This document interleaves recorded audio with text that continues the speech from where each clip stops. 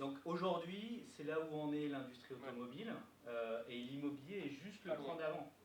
Sauf que là, la disruption, on voit bien qu'elle va arriver par ces enjeux environnementaux, ces enjeux de durabilité, etc., pression sociale d'un côté, puis réalité de l'autre, tout simplement. Et ça ne va pas être la disruption numérique. Et là, ils peuvent sauter la troisième étape directement parce que le ministre ne pourra plus rien faire. Si, ils ont dit REP, ils ont déjà dit circuler. Oui, non mais voilà, on touche le truc et puis voilà. Mais ou lever quelques verrous. Ou il encourage. Ouais, tout à fait. Donc oui, ça va vite. Donc, mais on a avec plaisir pour GPA. On a quelques sujets déjà en commun. Et ça bouge beaucoup. Moi, quand j'étais maître d'ouvrage, ce qui nous permettait de faire une valo, c'était l'acier. Ouais. Parce qu'il y a eu une inflation, donc l'évolution des marchés fait aussi qu'on peut avoir des effets de seuil qui ne sont pas du tout les mêmes. Mais de façon pragmatique, nous typiquement, l'acier, aujourd'hui, c'est un sujet qu'on met, on dit c'est déjà bien traité. Enfin, ça pourrait être mieux, mais en tout cas, au vu des trucs actuels, on va se focaliser sur d'autres choses qui ne sont pas optimisées. En économie circulaire, c'est pas tant à utiliser. Il y a beaucoup de choses qui sont faites, par exemple sur les remblais, on dit bon, bah, c'est déjà pas mal, on a beaucoup de valo parce que. Mais en fait, l'enjeu de l'économie circulaire, quand t'en fouilles ou quand tu brûles, c'est aveu de faiblesse. En gros, tu as fini le cycle. Et donc, c'est d'aller chercher les meilleures caractéristiques des matières que tu utilises. Donc, si du verre, ça peut redevenir du verre avec un moindre effort, c'est toujours de privilégier les meilleurs usages. Et donc avec du béton, en fait le béton c'est un matériau qui est ouf, donc déjà il faut y réfléchir avant de le déconstruire, parce que souvent ça peut durer une éternité. Et quand on le déconstruit, en fait il a des propriétés, si on peut les préserver et faire que ça redevienne du béton structure plutôt que le balancer sous une route, c'est mieux. Après il y en a plein, plein de ces techniques, mais il est sulfaté, il est machin, bah, bien sûr, autant le mettre sous une route plutôt que juste de l'enfouir pour compenser une carrière. Donc il y a plein de choses. Et demain, clairement, sur les bétons, tout le monde le fera et la valeur ajoutée, elle sera encore sur d'autres choses et on pourra aller de plus en plus loin. Mais ça, ouais, ça bouge vite. D'autres questions? Bonjour, merci pour vos interventions, c'était super intéressant. Il y a déjà une chose, c'est que je travaille dans une jeune entreprise un peu innovante, je ne sais pas si vous connaissez la RATP. Donc je souscris pas mal sur à la fois le côté un peu ambivalent, c'est-à-dire qu'il y a à la fois la volonté de changer, et on se sent, en particulier dans les transports, il y a pas mal de choses avec le numérique, mais en même temps il y a quand même des process qui sont très très lourds à bouger, et c'est très siloté. Je sais pas trop, moi c'est vrai que je suis assez sceptique sur l'évolution, moi j'ai plus l'impression pour le moment, ce qui se fait de manière générale dans les transports, c'est plus du marketing. Alors on n'est pas sur une valorisation brute, des macros, des choses comme ça, mais... C'est le mass. Ouais, le mass, ouais, c'est le mass, le véhicule autonome, des choses comme ça. Bon, on reste quand même pas mal dans une cosmétique, mais ma question c'est plus sur l'urbanisme, notamment ce que fait Novaxia. Est-ce que quelque part c'est pas réservé à des zones urbaines denses où la valeur foncière est élevée? Est-ce qu'il n'y a pas ce risque-là? Oui, effectivement. En tout cas, c'est là où ça commence. C'est-à-dire que nous-mêmes, on se pose la question, où est-ce qu'on peut le répliquer, étant donné la croissance notamment. La première réponse est que tout ce qu'on fait en termes de méthode, ça a été dit, est réplicable dans les zones tendues. On est en train de réfléchir sur tout ce qui est transitoire, notamment, sur les zones non tendues. Et selon nous, il y a tout à fait un intérêt de sens et rentabilité, c'est-à-dire que ça peut être soutenu économiquement, à partir du moment où on a un modèle économique qui dure dans le temps. Et nous, on est assez confiants, puisqu'on a cette capacité, qui n'est pas une capacité de promoteur, de porter dans le temps long du foncier. Je vous explique. À l'époque où on a acheté une friche polluée, c'était à Bagnolet-Gallieni. Non, c'était à Robespierre. Merci, Natacha. Bagnolet-Robespierre, il y a désormais 3 projets à Bagnolet. On a acheté en 2010 une friche polluée à Bagnolet-Robespierre. À l'époque, ça n'était pas une zone urbaine tendue. C'était une zone et une friche que personne ne voulait acheter.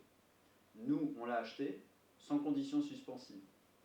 Donc quelque chose, une petite prise de risque. On l'a acheté parce qu'on se disait qu'on arriverait à en faire quelque chose plus tard.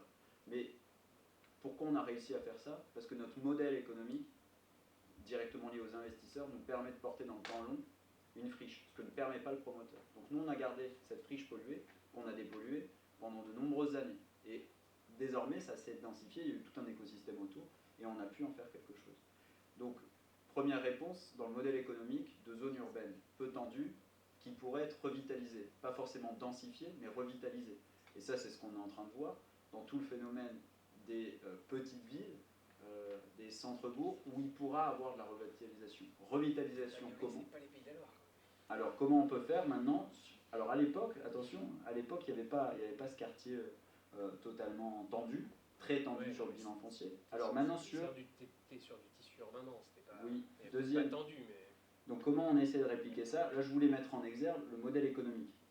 Donc en répliquant le modèle économique de temps long, de portage sur le temps long, impliqué sur l'urbain, moins dense, comment on peut le répliquer même sur du rural ? On applique le même modèle, c'est-à-dire on prend en achat, peut-être sans condition suspensive si c'est une demande, donc on a confiance dans notre capacité à trouver les usages de demain. Première réponse. Deuxième réponse, selon nous on en a l'absolue conviction, ça viendra par l'urbanisme transitoire. Parce que là, on teste des choses qui vont permettre de revitaliser, notamment, par exemple, les Pays de la Loire. Et j'y reviendrai, c'était un bon pont. On n'a pas besoin d'être revitalisé. Alors, si, peut-être, un petit peu.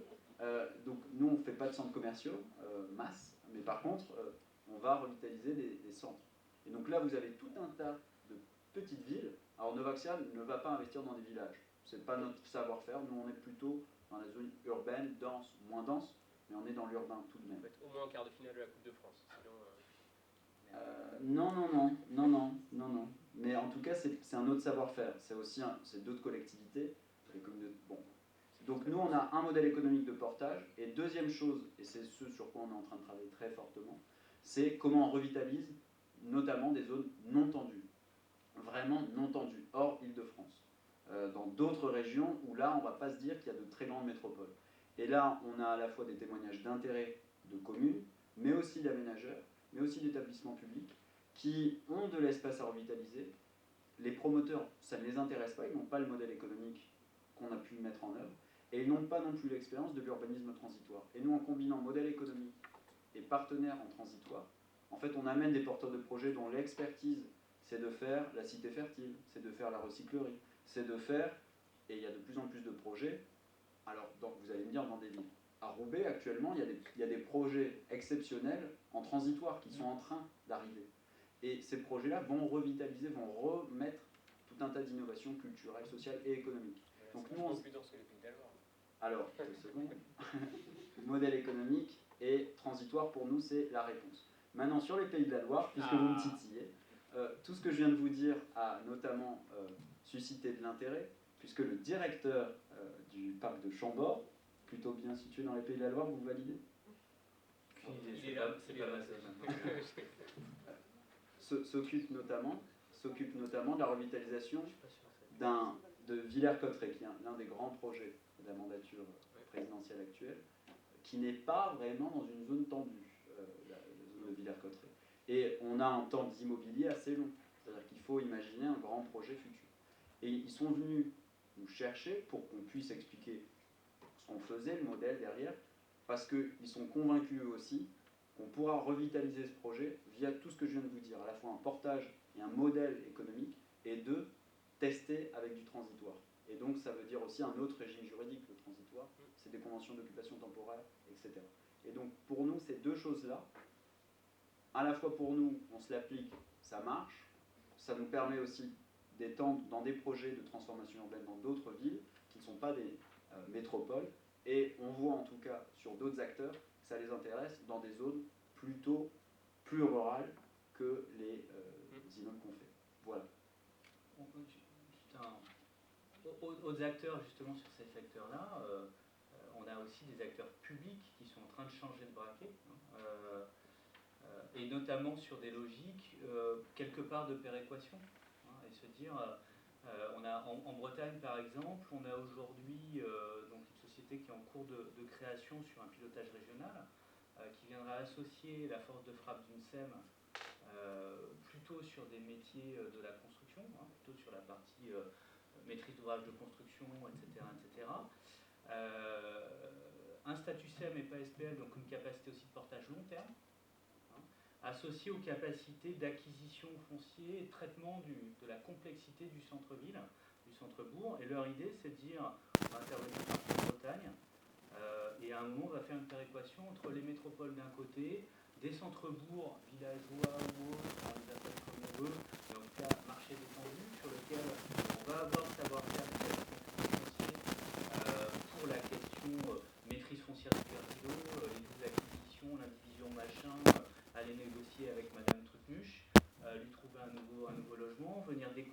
dépolluer, reconstruire le bâtiment là où il n'y a pas d'acteur traditionnel du privé. Et dans un premier temps, c'est une opération purement publique.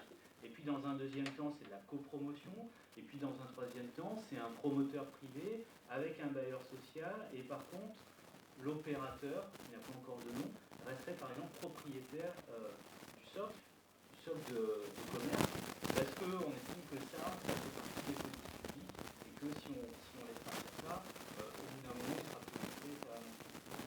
Donc c'est aussi là des publics qui sont en train de se dire mon job, c'est pas que de gérer les curseurs du réglementaire, ou de jouer à l'aménageur, ou de faire le bailleur social, c'est de faire un peu de tout ça avec le privé, parce que mon but, c'est pas de faire, mon but, c'est d'amorcer un processus et de tirer à moi sur des territoires sur lesquels je n'ai pas les opérateurs classiques, de les faire venir en venant dérisquer leurs opérations, hein, et en partageant finalement l'opération. Donc c'est vachement intéressant, parce que ce travail, alors moi je récuse le terme de revitalisation, parce qu'il y a une logique de retour à la situation antérieure. Donc non, on ne va pas recréer des boucheries chevalines dans les centres-bourgs. Je suis désolé. Ça va être autre chose. Hein. C'est faire du projet sans pour autant faire croissance. Hein. C'est éventuellement pas du développement. Et pour autant, on fait du projet, on se donne un avenir. Donc ces opérations-là, on voit bien qu'elles ont une façade construite. Et là, avec des rôles différents des opérateurs, en tout cas ce qui est clair, c'est que les opérateurs, qu'ils soient publics ou privés, qui avaient l'habitude d'être là en passant de temps en temps, choper une opportunité et refiler la patate chaude à leurs voisins, ne viendront pas, ils ne seront pas là. Hein, public et par contre, là, il y a des alliances qui sont vraiment intéressantes entre des publics particuliers et des privés particuliers qui sont dans la coopération. Jean, vous avez une question? On a encore juste une minute à peu près, une minute, un quart d'heure. Je vais la salle. Ouais, d'accord, c'est la réponse. Je voulais juste une précision sur les investisseurs. Oui. Alors, côté Novaxia Développement, typiquement un projet comme l'Hôtel Dieu, un grand projet où le CD92 que je vous ai présenté, c'est des investisseurs institutionnels. De l'autre côté, où là on fait plutôt de la gestion, avec la société par les marchés financiers, c'est des investisseurs particuliers. Et dans les deux cas, on met en œuvre, mais de manière assez différente, la transformation. Dans un immeuble loué, ça va être de l'audit énergétique, audit environnemental, pour essayer de diminuer la performance, de diminuer les consommations énergétiques, améliorer la performance énergétique. Ça, c'est la transformation. Ou alors, dans un immeuble loué géré par Novaxia Investissement, du coup, de sa SCPI, ça va être de transformer, si jamais le bail arrive à son terme et que c'est une passoire énergétique, de le transformer pour en faire un bâtiment bas carbone. Donc, particulier pour tout ce qui est fonds gérés, institutionnel pour tout ce qui est développement. Est-ce que du coup il y a une dernière question? Bonsoir, merci aussi pour vos interventions. Moi j'ai des questions par rapport au premier point dans cet urbanisme circulaire, qui était d'intensifier l'usage des bâtiments existants. Et donc on sent bien qu'il y a un vrai levier là, la mixité d'usage, et qu'en même temps il y a un gros développement.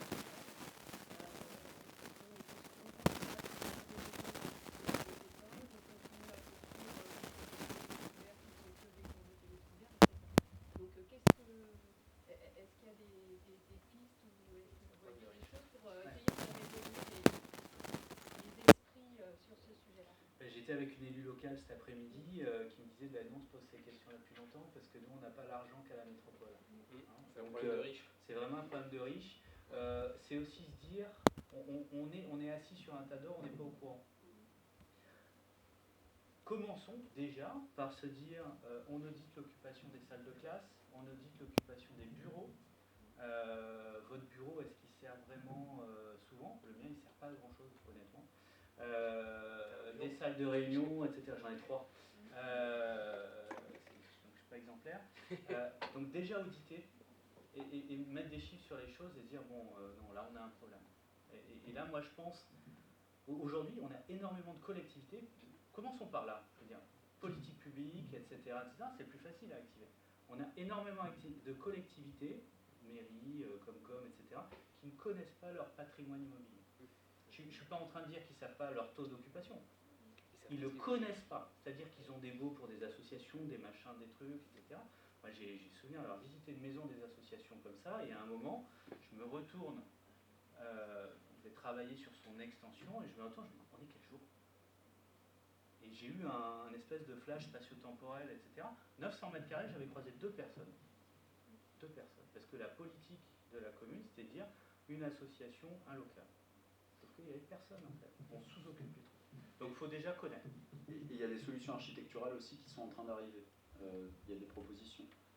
Il y a souvent d'ailleurs, c'est soit des architectes un peu nouveaux, soit de très jeunes architectes qui se positionnent justement sur des offres nouvelles, modulables, ou en tout cas dont le stockage prend beaucoup moins d'espace.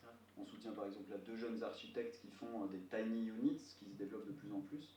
Il y a des tiny houses sur tout ce qui est friche, mais qui vous permettent en fait de densifier ou d'optimiser l'usage du foncier à moindre coût, puisqu'ensuite on peut les réemployer, et surtout avec une réversibilité d'usage rapide, puisqu'il y a aussi le temps qui joue si on va optimiser sur les week-ends par exemple. On se pose nous-mêmes la question dans notre futur siège, pour vous dire, pour en faire un centre d'hébergement par exemple durant les périodes où il y aurait des vacances, en tout cas pour en faire le week-end. Comment on fait? Alors il y a tout un tas de choses en termes de sécurité, de gardiennage qu'on peut, mais une fois qu'on veut, on peut. Mais par contre, c'est en termes architectural, il faut surtout qu'on pense le mobilier tout de suite comme modulable à 100%. Et une fois que c'est pensé en amont, techniquement, c'est assez facile. En fait, moi je vais remettre, j'étais urbaniste et responsable d'innovation pour l'immobilier commercial avant. Donc je vais remettre ma vieille casquette d'immobilier commercial. C'est pour ça, c'est un problème de riche. 2 bons exemples. Vous allez justement, quand je disais, vous prenez vos petits pieds, allez voir. Quand on va à Gare Saint-Lazare, il n'y avait pas de place, il y avait beaucoup d'argent à faire. Tout le monde a trouvé un moyen de faire à mètre carré 4 fois plus de chiffre d'affaires que d'habitude sur les mètres carrés. Et on se dit, c'est impossible. Avant, si on demande, c'est mais où je stocke mon matos, puis j'ai pas de cabinet. En fait, vous allez voir, ils ont adapté les meubles, ils ont adapté les stockages, ils ont adapté leur logistique. Ils font pas le commerce pareil, ils ont trouvé une solution. Et c'est un problème de riche. Quand il y a contrainte, ça fonctionne. Les centres commerciaux, effectivement, clairement, sur une partie du parc, pas tout, hein, c'est une fausse... il y en a qui fonctionnent, beaucoup qui fonctionnent très bien en France. Sur le parc qui va pas bien, tout d'un coup, c'est là où c'était impossible, c'est des baux à 10 ans, de toute façon, on ne peut rien faire sur un centre commercial. Et tout d'un coup, tu ouvres la boîte de Pandore. Et puis, effectivement, tu vas chercher d'autres activités. Mais attendez, le truc, on a les parkings, il y a les infrastructures, on a un des endroits les plus accessibles de la ville, il y a le transport en commun qui vient se terminer là. Je veux dire, c'est pas compliqué de faire venir d'autres activités. Et là, effectivement, tu commences à dire, et tu réfléchis autrement, et tu dis, en fait, il n'y a pas de contraintes légales, il n'y a que les contraintes qu'on se mettait, nous, entreprises, à dire, oui, mais il faut une certaine renta. Et une fois que tu as fait une croix là-dessus, et que tu dis, de toute façon, on n'aura pas la renta. Le truc, il est à moitié vide. Qu'est-ce qu'on fait?